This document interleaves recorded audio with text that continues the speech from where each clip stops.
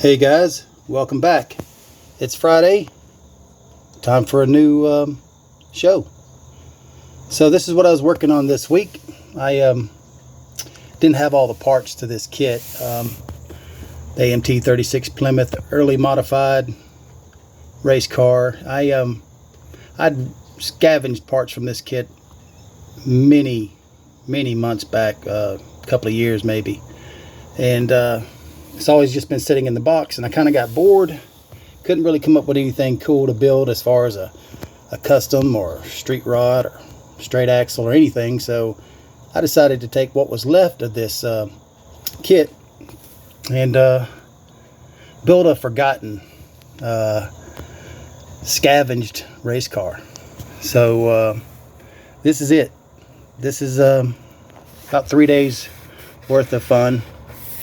Just, trying to give it as realistic as I could.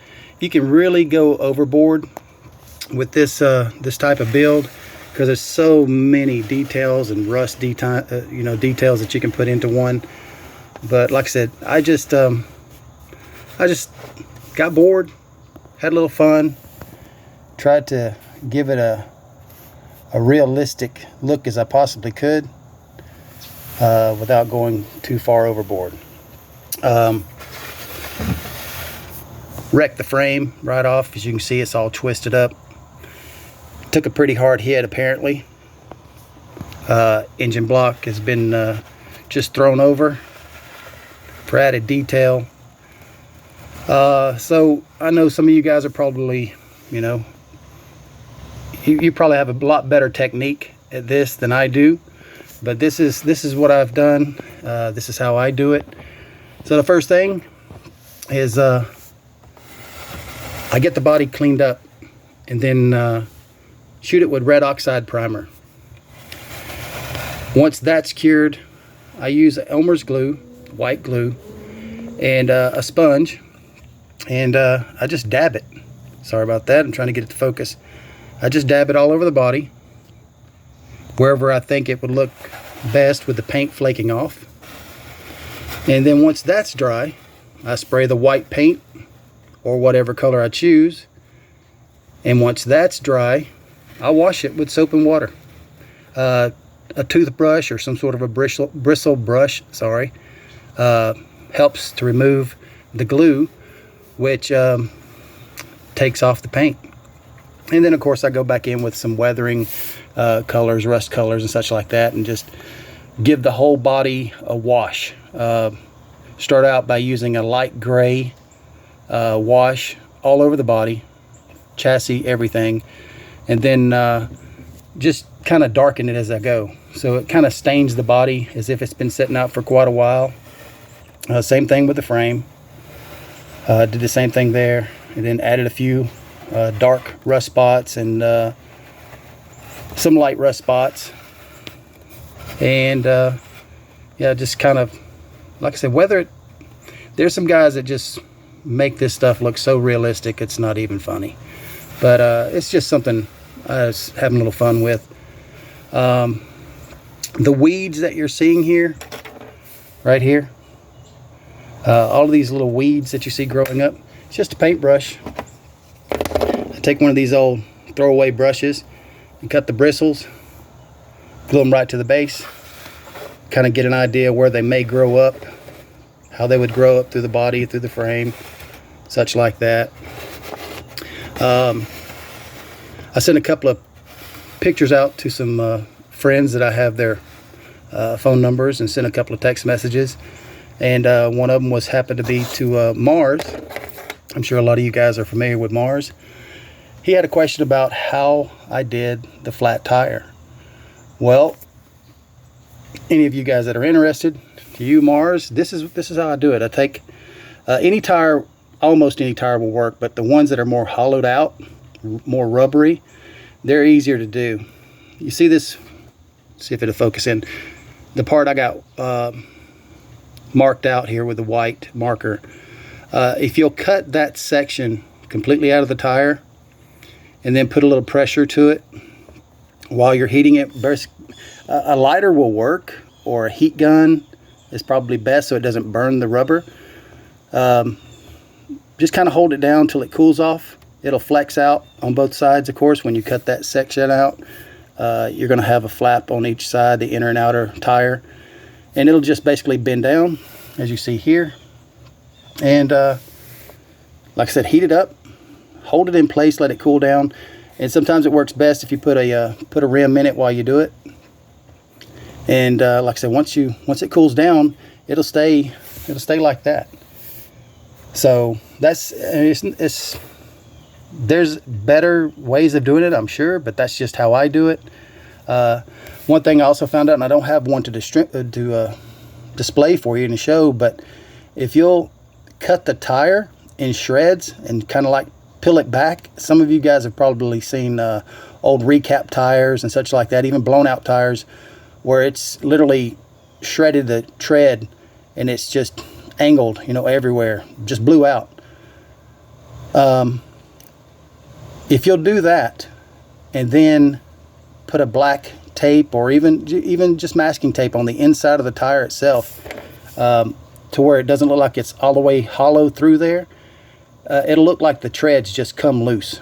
And then just paint the edges, get a little detail for the wires to stick out, you know, to paint up, and it looks like just a recap coming off of a tire.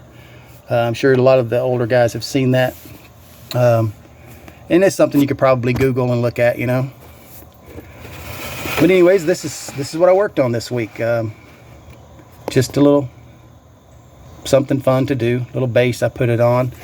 Like I said, you can get carried away by doing weathered stuff like this. But my inspiration came from a friend of mine. He's a dirt track racer, and he's got a few horses at his place, and he's got a pasture out in front of his house, and he's got a couple old race cars that are sitting there, but nothing like this. They're just old race cars, though, 40s, 50s race cars, and they're just on display, you know, as far as a little rock garden, such like that. And I told him, I said, man, if I were you, I would put those two cars up at the edge of the road in the fourth turn, because of his field, the way it's set up, it looks like a dirt track.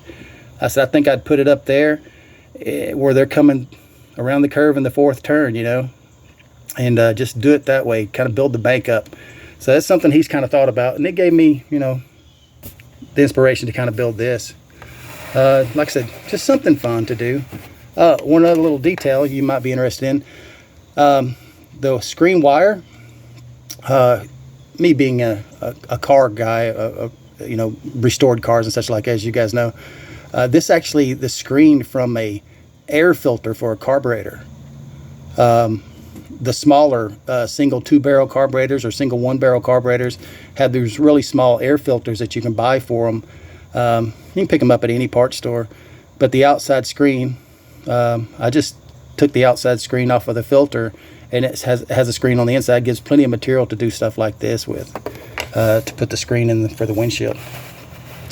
But anyways, wanted to show you guys this kit, or what's left of it. And like I said, my whole idea of this is just it's an abandoned race car. It got wrecked, so there's no reason to go any further with it, and they just scavenged parts. Whatever they could take, they took. I went as far as putting balsa wood blocks, and I coated these in gray to give them a weathered look on the wood. And of course, if you can see this here, it's a bottle jack that was left behind. A couple of other planks or boards, as you may call it, over here. Same difference, weathered, 3 different colors, because wood don't always weather the same. And yeah, like I said, added some weeds growing up in there. And I mean, for instance, let's just say this was a real car sitting in a field. Well, all this area under the car is not going to be green grass, you know. And chances are, if you're going to cut grass around this, you're going to cut these weeds down anyways. But it would be really cool if you're going to do a diorama like this, something like this in this style. That static grass that a lot of guys use for dioramas, that would be great in this, you know, sitting in a field. Maybe some bushes here or there, some trees, where it's just forgotten. It's in the woods, you know, it's just kind of just left there. Being here in Georgia, that you used to see that a lot. You see a lot of old dirt track cars stored off in the woods, just forgotten. And yeah, like I said, I got my inspiration from telling a buddy what I'd do with his race cars if they were mine in his pasture. But like I said, I didn't have all the parts to this car anymore, and as I was looking at it, I thought, why not? You know, give it just a worn out old race car, left behind, forgotten, you know, scavenged parts. And yeah, just something a little different. I'm not that great at doing weathering and rusting, such like that, so you guys try not to critique me too bad, but you know, did the best I could with the little bit of knowledge I have. And of course, YouTube is full of knowledge. You can get, man, I love to watch the guys that do the armored vehicles, you know, your tanks and such like that, because those guys are really seriously detailed when it comes to weathering. Make cast iron look like rusted cast iron. I mean, that plastic, when they're finished with it, doesn't look like plastic anymore. So, and that's where I picked up on a few of these tricks about flaking the paint off. A lot of people use chipping fluid and such like that. I just use Elmer's glue to get this chip. See if I can get you in here close enough so you can actually see it. And of course, like I said, sorry about that. Phone's going in and out of focus. But different colors of rust, you know. When you see the frame, first thing that comes to mind is, well, the rust doesn't look that well, but it's not.